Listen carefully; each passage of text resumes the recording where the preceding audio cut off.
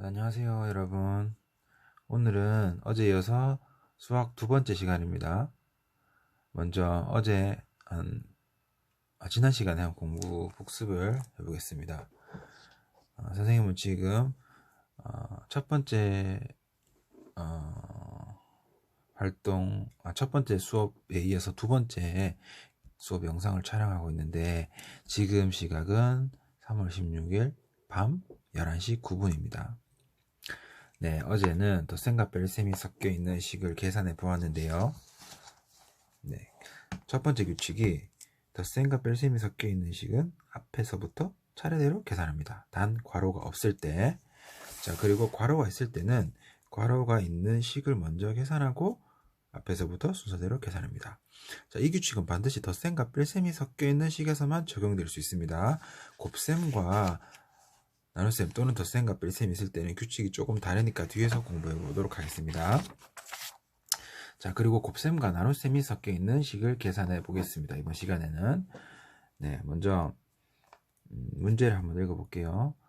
도자기 빚기 체험장에 24명 있습니다. 4명씩 한 모둠이 되어 체험하려고 합니다. 한 모둠의 차력을 3덩이씩 나누어 주려면 필요한 차력이 몇 덩이인지 알아봅시다. 라는 문제입니다. 만약에 한 모둠의 차력을 4덩이씩 나누어 주면 몇 덩이가 필요할까요? 네, 당연히 한 명당 하나씩 필요하니까 24명이면 당연히 24개가 필요하겠죠. 근데 3덩이기 때문에 24개보다는 답이 적게 나와야 됩니다. 네, 학생 수가 총 24명이고 24명 그리고 4명씩 한 모둠이 되었죠. 자, 4명씩 한 모둠이 되었습니다. 그러면은 총 몇 모둠이 될까요? 네, 24명에서 4모둠이니까 한 모둠에 4명이니까 총 6모둠이 되겠죠? 맞죠? 4명씩 6모둠이면 24명. 그래서 총 6모둠입니다. 근데 문제에서는 한 모둠에 차력이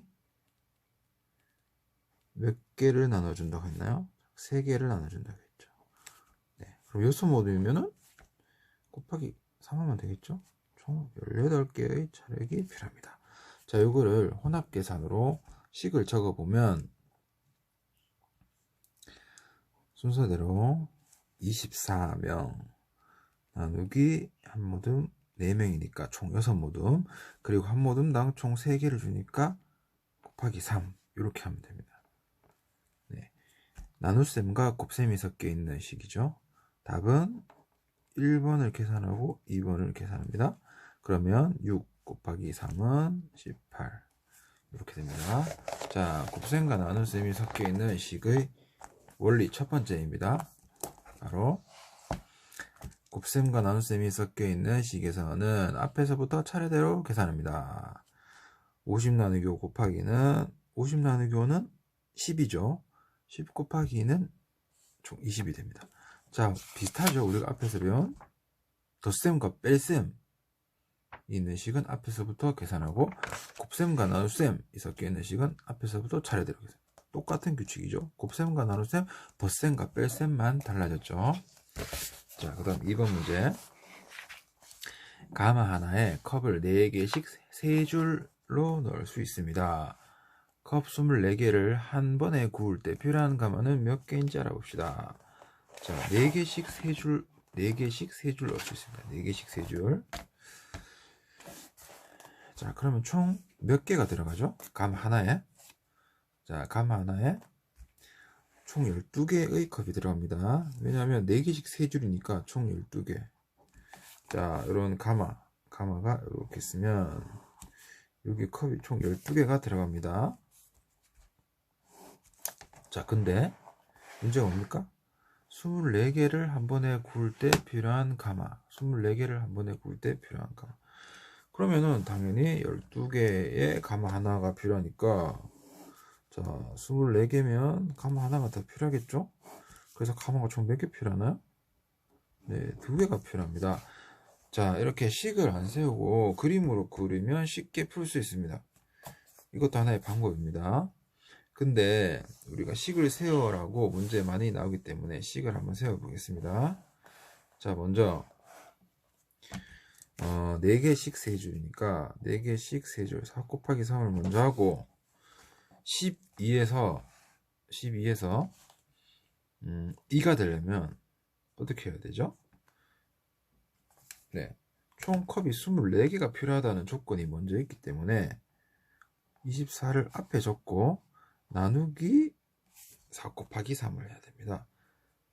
다시 4 곱하기 3을 먼저 하고 나서 24로 나누어 줍니다. 네, 요렇게 계산하고 요렇게 계산하면 답은 틀립니다. 왜 그러냐면 24 나누기 4는 6이고 6 곱하기 3은 18이 됩니다. 근데 우리가 구한 답은 2니까 18이랑 2는 다르죠. 그래서 이렇게 풀면 문제에 맞지가 않습니다. 이건 어떤 문제냐면 위에 보세요. 네, 처음에 풀었던 이 문제를 이렇게 풀어야 됩니다. 그러니까 더하기 빼기보다는 조금 어려울 수 있는 게 문제를 잘 이해를 해야 돼요. 그래서 수학을 하면 사고력이 높아진다고 하는 게 바로 이런 데 있습니다. 문제를 읽고 식을 세우는 과정에서 여러분들의 수학적 사고가 발달합니다. 자, 다시 한번 4 곱하기 3을 먼저 한 다음에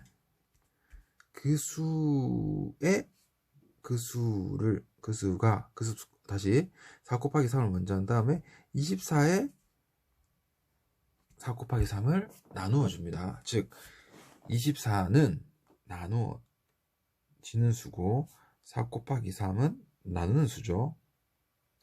어떤 나눗셈식이 있으면 예를 들면 12 곱하기 3이다. 12 나누기 3이다. 그럼 12를 뭐라고 하죠? 우리 4학년 때 다 배웠죠? 이것을 나누어지는 수라고 하죠.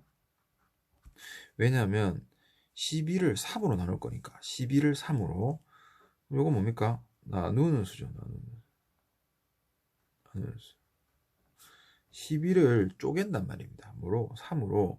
그러면은 답이 얼마가 돼요? 자, 4개의 조각이 나오겠죠. 12를 3으로 나누어 버리면, 쪼개버리면 4개의 조각이 나옵니다. 즉 3개짜리가 4개 나온단 말입니다. 그래서 12는 나누어지는 수고 3은 나누는 수입니다. 자, 여기에서는 4 곱하기 3이 10이죠. 요게 나누는 수가 되고 24가 나누어지는 수가 되겠죠. 네, 여기에다가 괄호를 해줘야 됩니다. 4 곱하기 3을 먼저 해야 되니까. 그래서 답이 2가 됩니다. 자, 곱셈과 나눗셈이 섞여 있고 괄호가 있는 식에서는 괄호 안을 먼저 계산합니다. 자, 곱하기가 를 먼저 하고 나서 50으로 나누죠. 10이고 50으로 나누면 5가 됩니다. 문제 한번 풀어보겠습니다. 45 나누기 5 곱하기 3 괄호가 없죠. 그러면 앞에서부터 계산하면 됩니다. 얼마입니까? 9가 됩니다. 9. 자, 그리고 9 곱하기 3은 27이 됩니다. 자, 두 번째 문제. 괄호가 있죠. 5 곱하기 3은 15죠. 45에서 15를 나누면 답은 3이 됩니다. 괄호 하나가 있는데 답은 달라집니다. 네, 이렇게 문제를 잘 읽고 괄호를 먼저 해서 뒤에 있는 수를 먼저 계산하고 다음에 앞으로 나눌 것인지 아니면 괄호가 없으면 앞에서부터 순서대로 계산해야 될 것인지를 잘 보고 문제를 풀어야 되겠죠. 두 번째 시간은 여기서 마치겠습니다.